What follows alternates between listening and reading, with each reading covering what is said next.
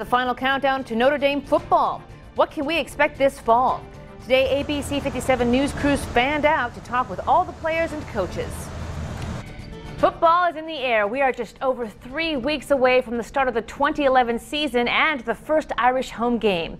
Good evening, I'm Krista Fogelsong. We have team coverage tonight from the campus of Notre Dame. ABC 57's Rachel Glazer talked with controversial standout Michael Floyd.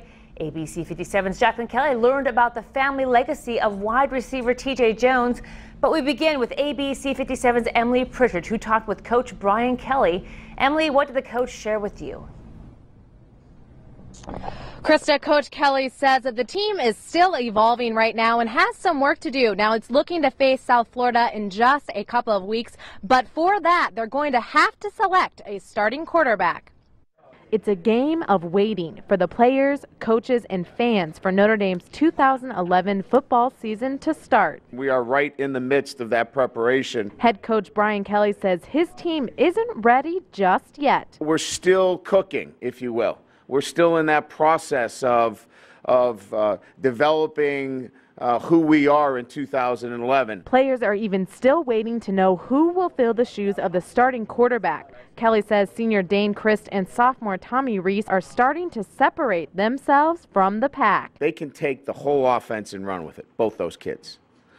So you've got two quarterbacks that I have great trust and confidence that they can play championship football for us. But the two candidates say they're not focusing on their battle. You really can't, concern yourself with that kind of stuff, and you really just kind of got to take it one day at a time. Dane and I were roommates all year, like traveling for games and stuff. So, we got pretty close, and he's been such a good role model.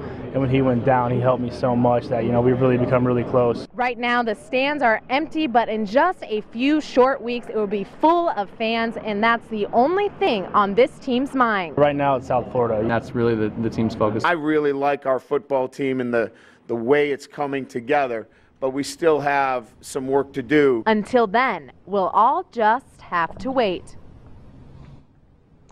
Coach Kelly says that he's really been enjoying the fall camp because the team is working really hard and they're enjoying their practices. But Coach Kelly did say today that freshman believed standout Ilar Hardy is not going to be able to play this season due to a knee injury that is going to have surgery on soon. Reporting live in Notre Dame, Emily Pritchard, ABC 57 News. Michael Floyd by far got the most attention today at Media Day, but the star wide receiver spent a lot of time talking about his life off the field. The university reinstated Floyd to the football team about 3 weeks ago, 4 months after he was arrested on drunk driving charges. ABC 57's Rachel Glazer joins us live from the Notre Dame press box. And Rachel, you got the chance to talk to Floyd today, right? Yeah, Krista, I did, and he made it clear football is the only thing on his mind and the only thing he wants to talk about.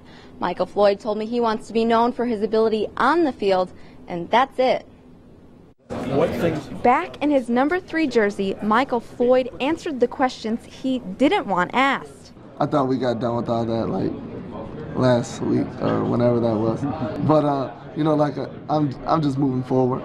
Not thinking about that at all. That's all in the past. Floyd says he's ready to be back on the field and out of the spotlight, but the glare of attention has been slow to fade. Oh, there's always people out there, who never get out of their mind, and that's just what you got to deal with. Notre Dame's head coach Brian Kelly says the DUI arrest is something the football star will have to live with for the rest of his life. Because of mistakes that he's made, he's always carrying that with him. Still, the head coach, the wide receiver, and the rest of the team all seem ready to move forward. You don't spend time every day gnashing your teeth going, oh my God, Michael Floyd, what did you do to us? Floyd says his Fighting Irish teammates and coaches are all past that point, and now his relationship with Kelly is even better than before. I respect him a lot for doing everything he's did for me, just being there on my side. And I think we just got closer. Floyd says he talks to his coach about decision-making, both on and off the field. Making sure, I know what I'm doing, and the decisions I make could affect my future.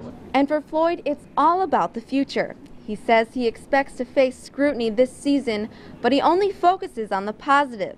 He got a second chance and wants to take full advantage of it.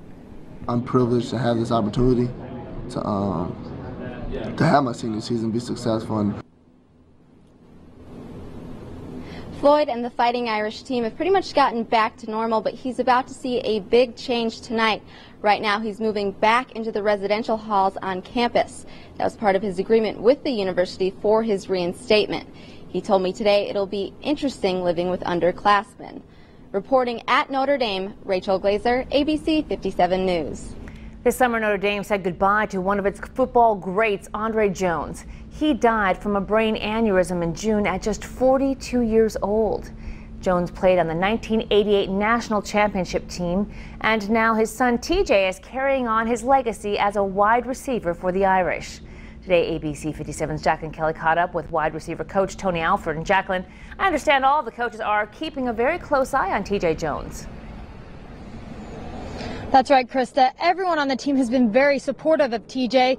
They say they just want to help him through the grieving process. Today I talked to Tony Alford, the wide receivers coach for Notre Dame, and he says he's seen Jones mature over the last season and believes that has made him stronger through this process. All the coaches are very pleased with his performance and feel he's doing a good job right now and in a very good place. Coach Alford says he's close with both TJ and as well with his father, and has been there for TJ whenever he's needed to talk. And Alford says he couldn't be more proud of TJ. Very proud of his approach and how he's handled that adversity, if you will, and it just shows you again, it shows the maturity of him, and it shows you how he was raised. It says a lot about the way his mother and father raised him. TJ Jones is one of the Fighting Irish's offensive weapons this season, and he is very focused on making his own legacy here at Notre Dame. Reporting live from the practice field on Notre Dame, Jacqueline Kelly, ABC 57 News. Stay with ABC 57 News, both on air and online, for complete coverage of Notre Dame football. The 2011 season kicks off at home on September 3rd against South Florida.